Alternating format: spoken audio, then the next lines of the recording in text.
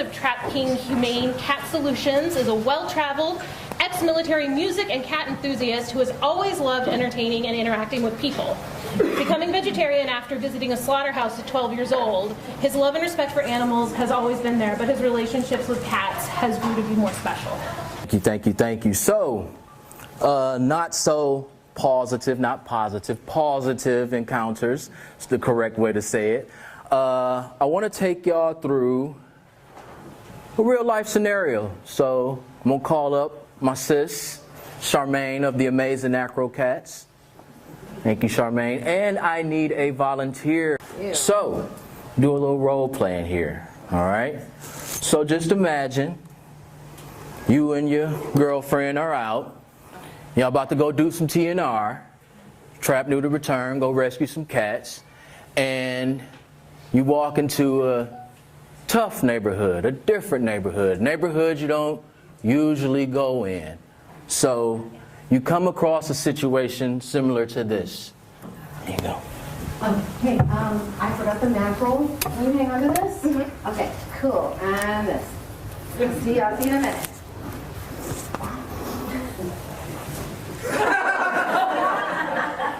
Yo! What the hell you doing in my neighborhood with these cats and traps and stuff?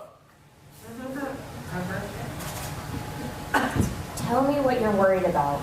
I'm worried about what you're doing with them traps and these cats. You bringing more to my neighborhood? You want to see this?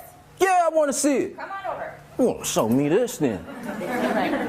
So, I'm not hurting them. Promise. Okay? You getting rid of them? You want me to get rid of them? Yeah, I want you to get rid of them. I don't even like these stupid cats. Oh, yeah. They can be a little tough on you sometimes, huh? You hear the fights. And they stupid. They're stupid. So how this work? If you don't want them back, I'm gonna have to figure out where to put them. I don't want them back. That means I gotta kill them.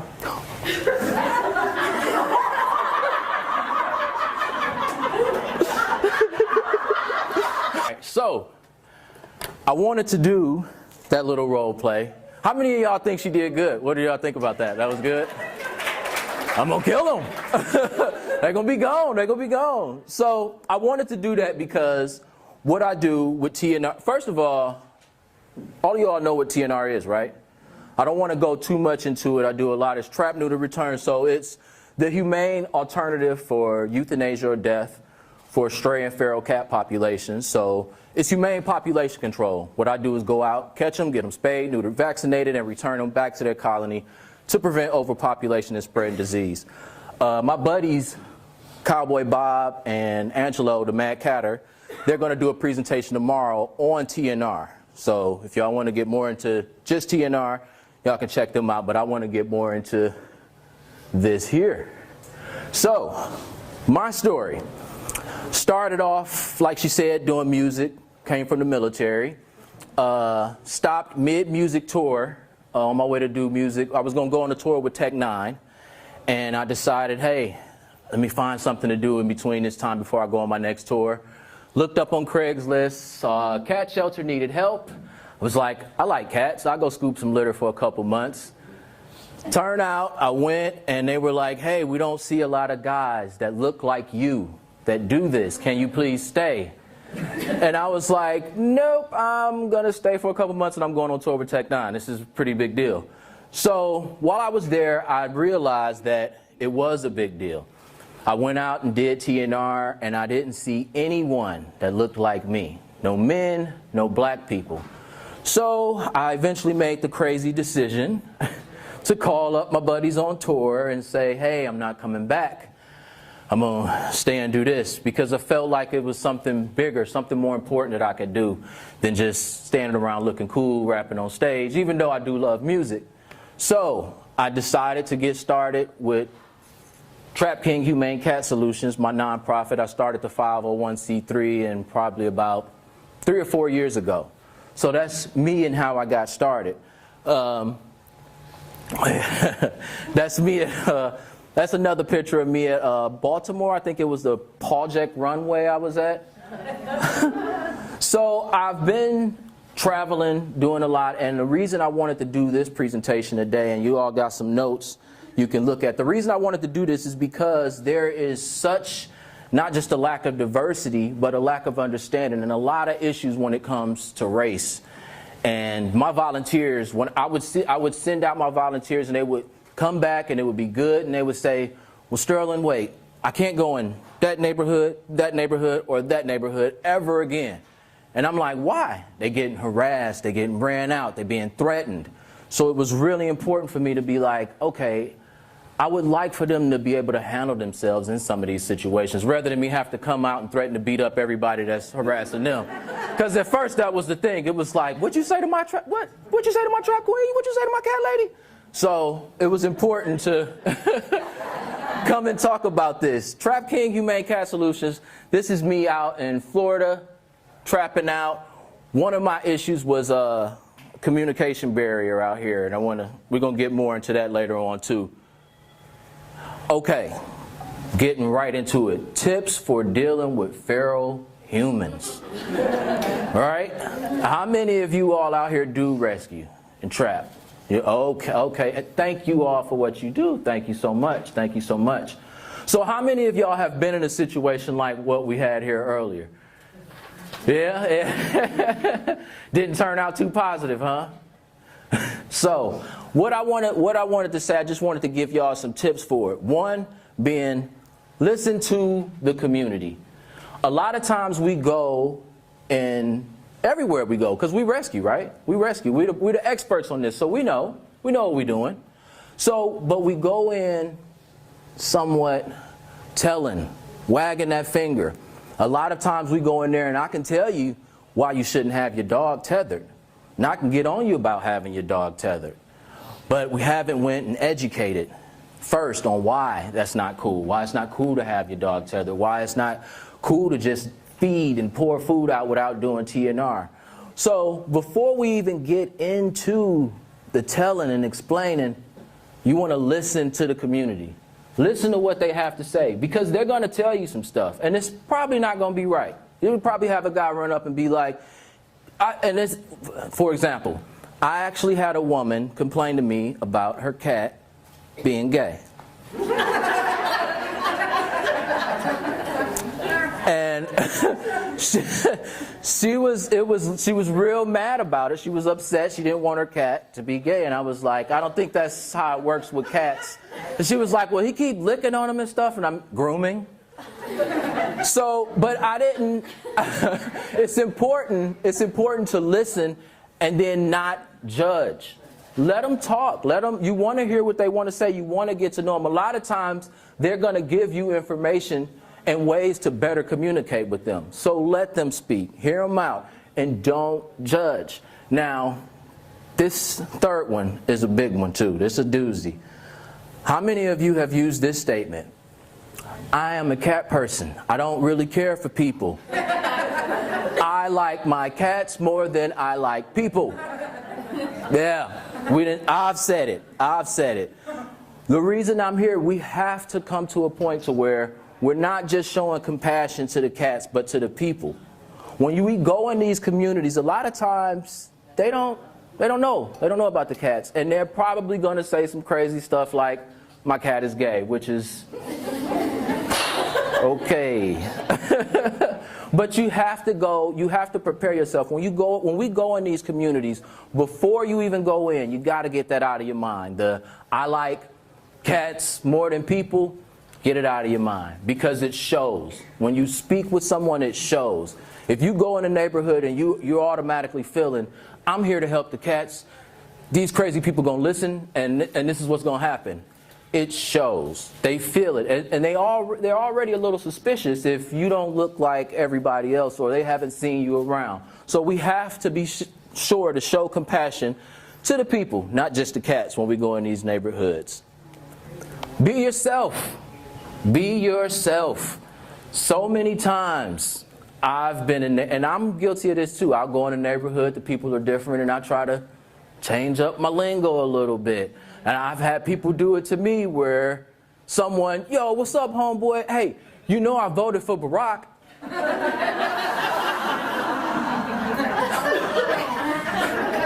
It has nothing to do with nothing. And that's why I say be yourself. Don't go outside yourself. People can feel that. Again, it's going back to showing compassion. People can feel when you're genuine, when you're true. So while you're explaining yourself, be yourself. Do not go into the extra stuff. Don't use lingo that you normally wouldn't use. Be yourself and expect language barriers. Going out to Los Angeles was a little bit worse. I got cursed out in Spanish. I don't know Spanish, but I know I was getting cursed out. Like, it doesn't take much. It isn't difficult to know you're getting cursed out. So when I say expect language barriers, what I did from that point on, I created my TrapKing tote bags. On the back, there's a brief explanation in English of what TNR is. And right under that, it's the same thing in Spanish. So when that same guy come out, I go back out there and he's cursing me out and I don't know what to say. I just hold up the bag, because before I didn't know what to say. He's cursing me out and I'm like, how do you say good? This is good. This is good. Now I just hold up my bag. So expect language barriers. Flashcards, things like that are all good. You want to be able to, if in your area, depending where it is, it may be Spanish, it may be another language, but expect the language barriers. Be ready for something like that. And it doesn't have to be a tote bag. Like I said, flashcards, anything. You can Google it up and pretty easy. Cultural bias. Y'all know what cultural biases is? This is my publicist Mary is Asian. She ran this one by me. She's supposed to automatically be great at math. That's an assumption. That's a cultural bias. That's I'll say this. A few times I've actually had guns pulled out on me before. So I go in a neighborhood, you see a black man in your neighborhood, bald black guy with tattoos at 2 o'clock in the morning, wrestling around, and it's, what are you doing? And I'm like, I'm here for the cats. Sure you are. That's exactly what I assumed you was doing, is looking for the cats. So automatically, of course, they assume maybe I'm doing something wrong. So with cultural biases, you got to be prepared for that. You got to know every person has unconscious cultural biases. We use them to compare a situation against what we know or as fact. They are damaging to intercultural interactions because they can lead to stereotyping and discrimination. So that's pretty much what it is. When you go in these new areas, when you go in these communities, don't assume. Just like don't go in thinking, hey, I'm here for the cats, these people are going to listen, they're going to accept it, and that's going to be that. You got to get that out. You're not just a cat person, you're a person too. And I know most cat people aren't people, but we have to get that out of our system, as well as our cultural biases. You can't go in expecting, well, I know everybody in this neighborhood is poor and dumb and dirty. No. Even though that trash can, that dumpster probably is a mess and the cats are scavenging off of that, and that's some of your problem, a lot of your problem, you can't go in there with those. You have to be aware of them. Know them. Know what it is. Point it out. Don't go in there with it. That all goes hand in hand with listening and talking to the community. They're going to have cultural biases. Know what they think of you. Anybody in here know what they're thinking about you in these black and brown communities when you go in? Anybody? Any idea? That you're representing the government and you want to control the community. Oh my goodness, yes. Whew. I mean, you open me up. It's like did Mary pay you? No. No, but what she said is perfect, and I'm going to give you all an example to that. I was out doing TNR, and I was returning some cats. And I'm at the back of the van, and I open up the back of the van, and I saw some guys around the neighborhood, but then I turned around once, I turned around twice, and it seemed like they're getting closer every time I turn around. And I turn around, now they're forming a circle around me, and I'm like, this is usually, I'm about to get beat up, I'm about to get jumped. But they crowded around me, and what they were telling me was, hey, you coming in here, and you helping these white people with these cats. You know, these white people put tracking devices and diseases in these cats, and they drop them off in the black community to hurt our community. This is what these guys told me. This is one of the main reasons I wanted to have this, because I was like, yo, that's absolutely wrong. That's so wrong. Like, why wouldn't they put it in something black people typically like? Maybe malt liquor, pit bulls, marijuana, menthol cigarettes. Come on. I mean, let's be realistic about this. Like, they are not here to poison and hurt the black community. But understand that is how you all are being looked at. So it's not a matter, cats are the last thing on their mind a lot of times. If it's overrun with cats and overpopulated disease, then the actual cat is the last thing on their mind. They're probably thinking, more concerned about tax dollars, more concerned about cleanliness, or they don't even know that they chase the rodents out. But they're afraid because of these cultural biases. They automatically think, you all are coming in this neighborhood to do something wrong. So know that. Be sympathetic to that when you go in. Know that you do know more, but you don't want to go in there acting like, hey, because it's tough. And let me say this too. Communication is the key. But this is another thing I want to say too.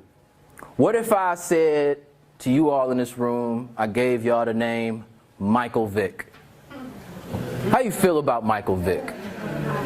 Man, I want to pick him up over my head and drop him on something spiky. Okay? But here's the deal. In the black community, they feel like he's done his time and he's being picked on. So topics like race, religion, and Michael Vick, you want to stay away from this type of stuff. It automatically, like I said, communication is the key. It automatically creates a division. I don't agree with Michael Vick at all, but I'm not going to get into it. I've been in a lot of neighborhoods and they've asked me, man, what you think about Michael Vick then? You know, they keep harassing him. He did his time. And I'm like, I have nothing to do with that. I'm here for these cats right now. That's that. You know, that guy is whatever. If some of you probably can, who is that? who is that? Who? I have no idea. I don't even know. But those are the things, like I said, with communication, that's being flexible as well. Because a lot of stuff you want to choose your battles. You don't want to do anything to create that division instantly when they come up. And no race, religion, politics. Oh my goodness. Politics. Don't even bring those up.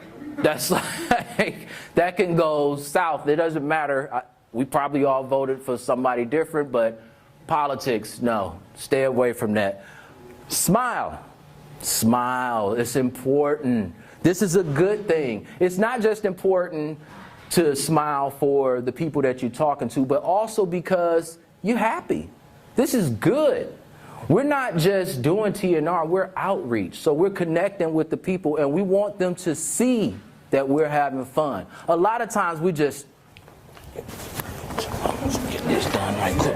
Over here. We got our serious face on. We're not trying to talk to anybody. I've been in areas where someone is around the corner and someone right across the way from them. They don't even know each other. They never talk because they're just hit my trap, my mackerel, Smile, talk, let people see that this is fun. You love what you're doing. You like what you're doing. That will make them not only be more polite to you and probably return a smile, but they might get engaged and want to do it themselves depending on how fun it looks. I've had a lot of young guys get into this simply because I'm jumping out of this van and it's looking like rock star life. So smile, make sure that you're smiling. This, how you contact me. After this, I want to go do a little example, but I want to give y'all my information, how you can contact me, because in some of these situations, all the